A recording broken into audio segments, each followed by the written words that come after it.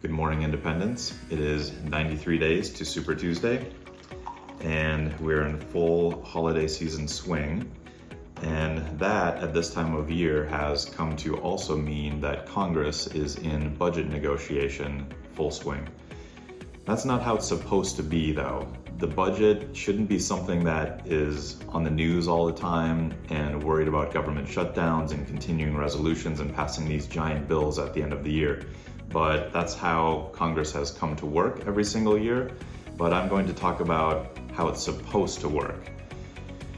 The way that the federal budget is usually done is that, first of all, very early on in the year, the president makes a budget proposal, which he then sends to Congress, and the House and the Senate are then supposed to pass a budget resolution, basically setting forth the guidelines for how the spending is going to be allocated to all of our different government agencies and programs.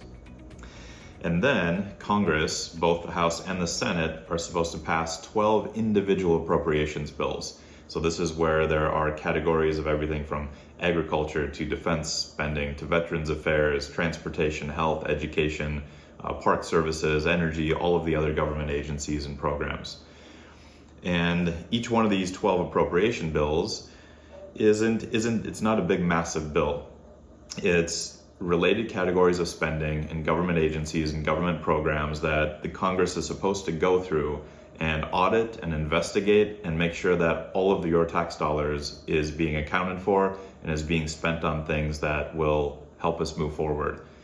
But that is not how things work in Washington, D.C. anymore. All of those 12 appropriations bills are supposed to be passed by both the House and the Senate on October 1st of every single year. But can you guess what the last year was that all 12 appropriation bills were passed by October 1st? 1997, so over 25 years ago. This is a chart of the percentage of those 12 appropriation bills that are passed by October 1st every single year. And you can see that since 1977, only 4 times has it happened where all 12 appropriations bills were passed by October 1st. And you can see that lately, hardly anything gets passed. There are years, in fact, where 0 of those 12 appropriations bills get passed by October 1st. In 11 of the last 13 years, not a single appropriation bill was passed by the October 1st deadline. So the question is, what is Congress doing then? It's supposed to pass laws and make sure that all of our tax dollars are being well spent by auditing and investigating different government agencies and where the money is going and what it's being spent on. So what is happening now almost every single year is that instead of passing these appropriation bills on time and then having negotiations happen between the House and the Senate and then the president signing off on those appropriations bills, everything gets lumped into a continuing resolution and just says we're going to kick the can down the road. We're going to keep funding where it's at or actually increase funding until we come to some kind of a bigger negotiation later. And this process seems to be happening later and later every year. And the end of the year bill that ends up getting passed, which usually lumps all of these 12 appropriation bills into one bill, called an omnibus bill.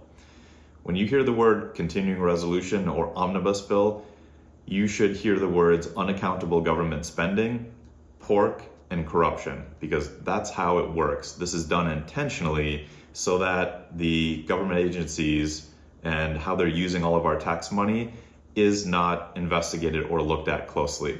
They keep pushing everything down the road because that means that all the government agencies and programs that are currently getting funded are just going to continue getting funded without ever having to show what they're doing and how they're helping improve the lives of everyday Americans. So that's what goes on this time of year. You probably remember recently in the news that there was a looming government shutdown because there was no budget that was going to be passed by October 1st of this year, just like pretty much every year. And at the last minute, a continuing resolution was passed. So that just kicked the can down the road, and some of the government agencies and funding have to have a budget resolution by January 19th, so after the holidays, and then a few more of the agencies have to have a budget in place or agreed to by Congress by February 2nd. And that needs to stop. We need to reverse this process and make sure that every single year our 12 appropriations bills are passed timely when they're supposed to be. Passing the appropriations bills means looking at the government agencies and programs more in depth and making sure that our tax dollars are being well spent. And when Congress doesn't do that, and it's the fault of both parties because they're at war with each other, it means that we have more unaccountable government spending.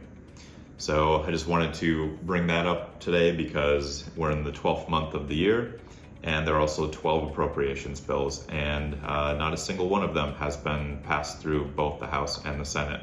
In fact, the Senate hasn't passed any, and the House has passed, I think, 6 or 7 now, and they're working on the others. So we'll see what happens over the last 2 months before these budgets have to be in place and approved by Congress.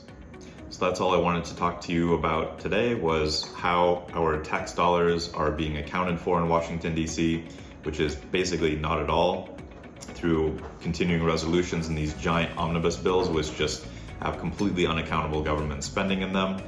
And the reason I bring this up is because the two-party system in Congress is the cause of this. The two parties cannot agree on anything. And that is why we keep getting more continuing resolutions every year, bigger omnibus bills every year. And the only way we can fix that is by getting more independents into Congress to bring legislation and budget proposals back to the middle. And I will be out in the community again today. If there's anything interesting that happens, I will talk to you in the evening, Joe. Good evening, Independents. There was no Joe on the go this afternoon because I spent the entire afternoon and evening catching up on social media activities for the campaign. I caught up on posting all of these videos to Rumble in addition to YouTube. I created a format where I'm now going to post an Instagram and a TikTok story that basically briefly describes what's in the 99 Days to Super Tuesday video that has been posted that day with a link leading to YouTube. And then I also created a format where I'm going to create a little bit of text in addition to the video link on both Twitter and Truth Social. So all of these 99 Days to Super Tuesday series videos will now be posted on all of the social media platforms in one form or another. But I wanted to do an evening Joe because in this morning's Joe with Joe, I don't think I covered exactly why having independents in Congress will help the budget process and will help get our government spending and debt under control. I mentioned it at the very end, but I would just want to make it more clear right now.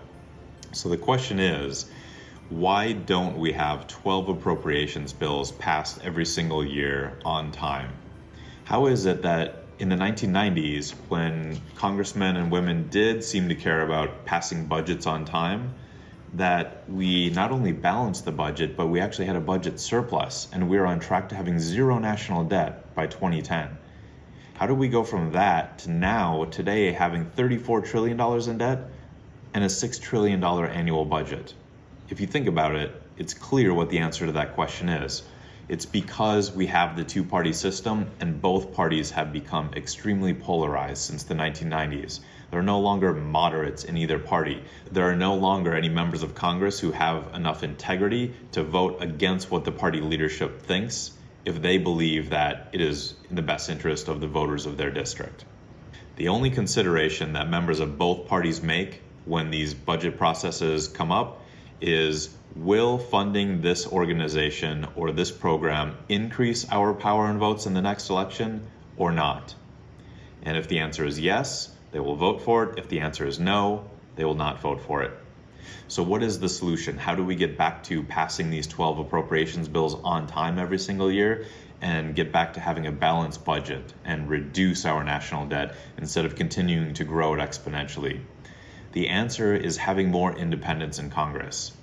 Just imagine a scenario for a moment where all 435 members of the House and all 100 senators are independents instead of belonging to one party or the other. What would that do to the funding of all of our government agencies and programs? I guarantee that it would be an agency and program by program basis in which funds are given, and that our agencies and programs will be much more heavily scrutinized and reviewed and audited and investigated than they are today, because the congressmen and women's job is to make sure that every single tax dollar going to these agencies and programs is going to be in the benefit, is going to do something that benefits the American people. And if it's not, the consensus of all 435 members of the House and 100 senators is going to be that we're no longer going to fund this agency. It's not a calculation of, is funding this agency going to give us a public appeal that will increase our number of voters in the next election, or will increase our donor base? That will no longer be part of the calculation. So I just wanted to bring up this issue one last time to make sure that it was a little bit more clear as to why I brought it up this morning. And the reason why we need more independence in Congress is because it will bring budget resolutions back to the middle, and it will force Congress to look at agencies and programs on an item-by-item basis. And it will get us away from passing these continuing resolutions and giant omnibus bills that are just filled with pork and is the root cause of the corruption in our country. So that's all I have to say about the budget process. And the last thing I will end on is another viewer submitted question, another very easy one, which is, who designed your logo? And the answer is a combination of myself and a professional that I hired. As I explained in the 95 Days to Super Tuesday video, the red and blue cuffs originated from the political boss, which I made over 10 years ago. And I essentially hired someone to make an updated version of that logo that I'd created myself at that time. It was actually the same person who did the logo for my other company. And that's all I have for the evening. I will see you in the morning.